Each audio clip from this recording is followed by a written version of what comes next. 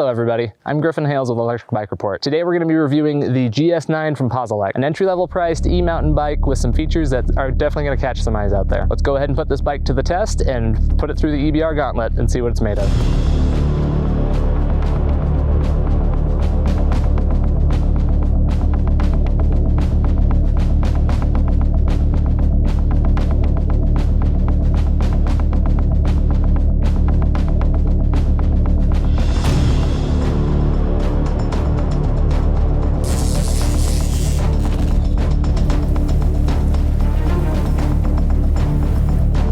For those of you who are not as familiar with the PASELEC brand, it's a brand that largely caters to off-roading bikes. Most of their models are labeled as either a mountain bike or a fat tire e-bike, which is of course capable of some light off-roading. This one I would specify further as a light-duty trail bike. I think if it's kept in its element, it'll perform really well, and with that expectation, you're really going to enjoy it. Here in southern Utah, we have a lot of trails down here that are world-renowned for mountain biking, but I don't know that I would take this on any of those downhill bombing runs anytime soon, or take it off any crazy jumps.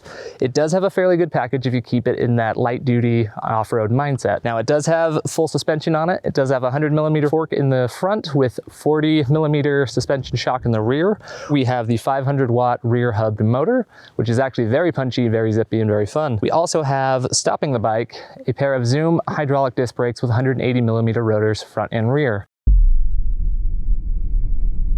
Here at Electric Bike Report, we put all of the bikes we review through two different range tests. We do one on the highest level of pedal assist, in this case pedal assist level 5, and we do one at the lowest one that still feels like a true e-bike, giving you constant and gradual assist, which in this case was pedal assist level number 2.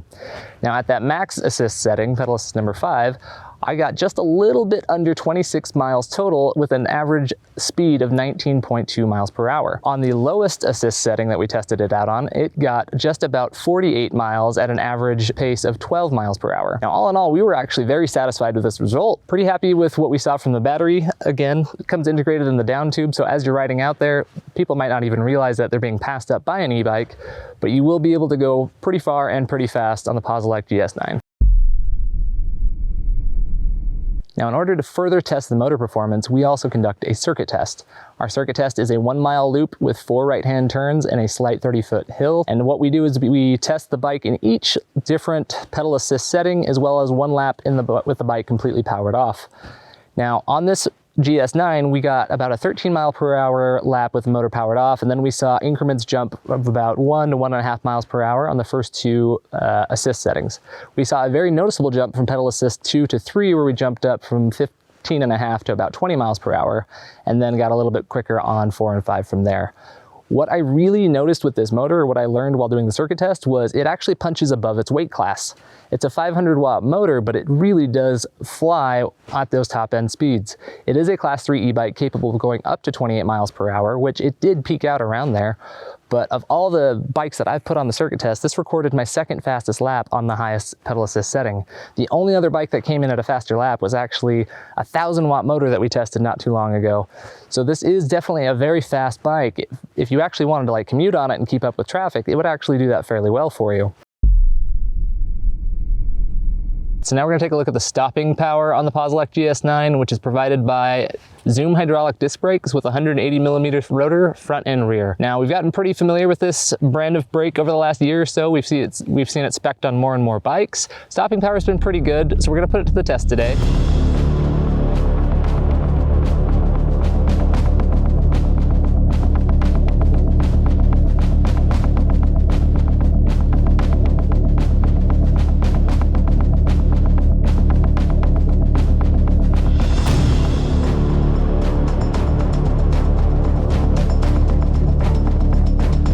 After doing that test 5 different times, we came to an average stopping distance of 16 feet and 10 inches.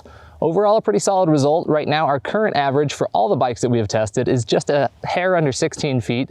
So right around that average, pretty good to see that result. Like I said before, the Zoom hydraulic disc brakes, very solid and reliable from all of our testing. The one thing worth noting on this bike is, as I did come to a full and complete stop there, the bike did skid a little bit, move around on me. I felt like even though I was raising up out of the seat slightly, I could kind of feel that rear shock engage a little bit.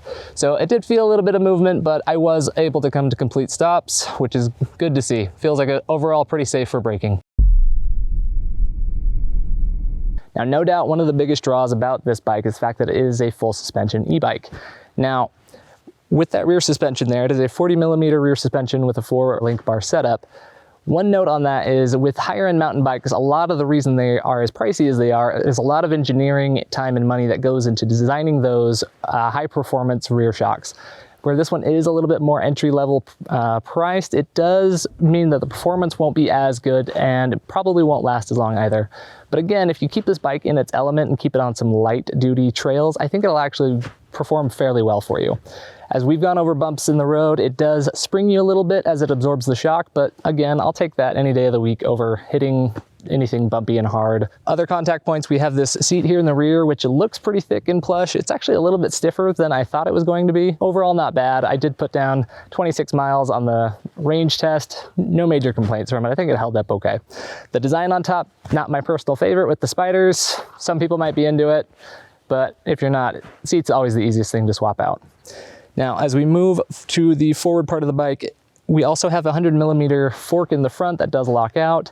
Again, similarly to the suspension in the rear, it's a little bit springier, it's not high performance, but again, for the price you're paying and the performance you're getting, I think it's actually like okay on this bike. In the cockpit area, we have faux leather grips, which aren't my favorite typically, but they actually did okay on this bike. They're ergonomically designed, so I was able to hold on just fine. We also have an A5 9-speed drivetrain setup. No complaints there either. Everything has shifted fairly smoothly for me. In the middle, there is an LCD color display. I actually like this display. Held up pretty well. You can see it fairly well in the sunlight. It gives you all your typical readout information, the speed you're going at, the pedal assist setting that you're in, as well as your remaining battery life.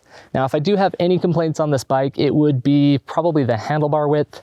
I have a bit broader shoulders, so I like it a little bit wider, so it might just be my preference.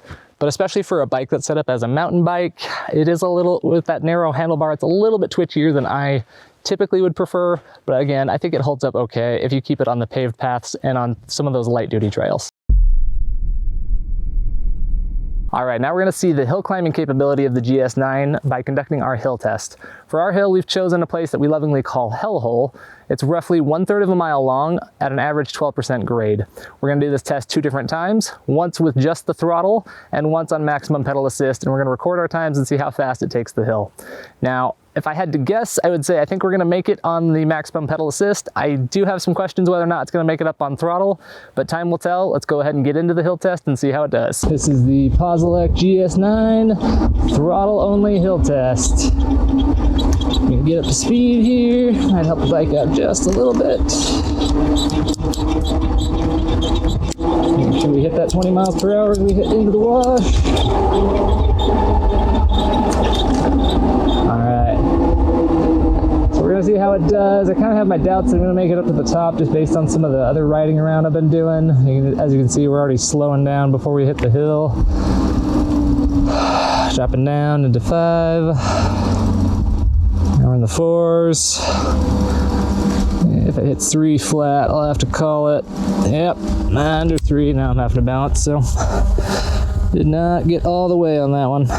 Here's our PASELEC GS9 Max Assist Hill Test. So one thing there as I'm starting out, it does take a little while for that motor to engage. Takes a few cranks on the pedals to get it going. Getting up to our speed here though. 20 miles per hour up to the first hill. And we're going. So far it's holding speed decently well. I'm going to shift down a little bit just to help out a little bit. Now one thing to note if you're new to the channel, when it comes to this hill test, we're never trying to go crazy with our own legs. So we shift down just kind of as needed. We don't want to stress the rider. We want to ride this kind of how we think you, the consumer, might be riding it. Kind of keep it in that ability to help you up some of these steeper hills. So far doing all right, holding it 8 or 9 miles per hour. So we head into the second steep pitch. Kind of just clipping along. I don't know if you can hear that. There's a little bit of squeakiness coming from the rear suspension there. Not getting a lot of noise or feedback from the motor though. I'm definitely geared down to help, but overall it's not asking too much of my legs, really. I think the 9-speed drivetrain here is pretty good. I like a good wide gear range option. There we go, we're through the worst of it.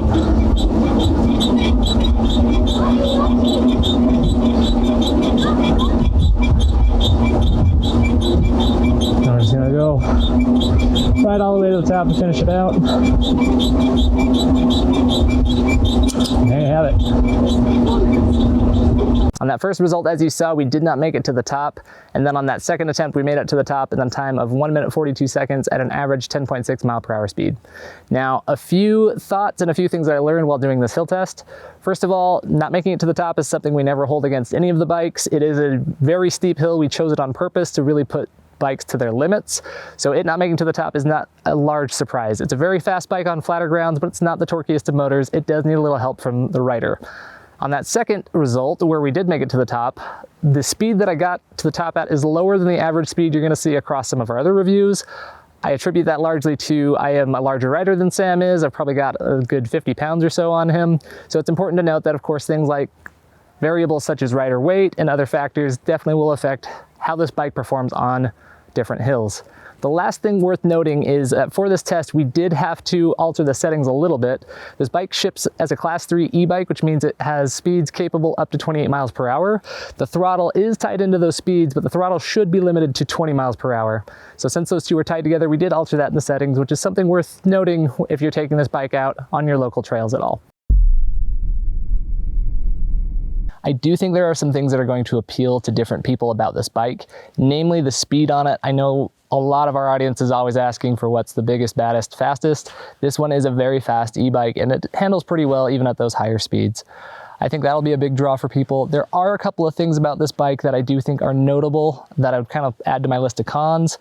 Number one, it is one of the more laggy feeling pedal assist engagements that I've come across with the cadence sensor. Sometimes taking me 3 or 4 full cranks on the pedals to actually get the motor to engage. Once it does engage, you go very quickly, especially across flat land with it though, so that is good. I do think that the suspension here is great if you have the right expectation for it. I wouldn't be pushing it past its limits by any means, but I think if you keep it in its wheelhouse, you'll find a lot of enjoyment with it. As of right now, the thumb throttle seems to be tied into the speeds of the pedal assist settings, so that is illegal in a lot of different areas unless you go into the settings and change it down to 20 mile per hour. It braked pretty well, it handles decently, it is full suspension, so again, it'll smoothen out a lot of that chatter for you. And overall, at the end of the day, it's always good just to see a mountain bike styling e-bike that's just kind of fun to ride around on. Now, if you've liked this video, please do leave us a like down below. Consider subscribing to the channel. And then if you have any further questions about this bike that we didn't get in the review, please do leave us a comment. Again, I'm Griffin Hales with Electric Bike Report, and we'll see you on the next review.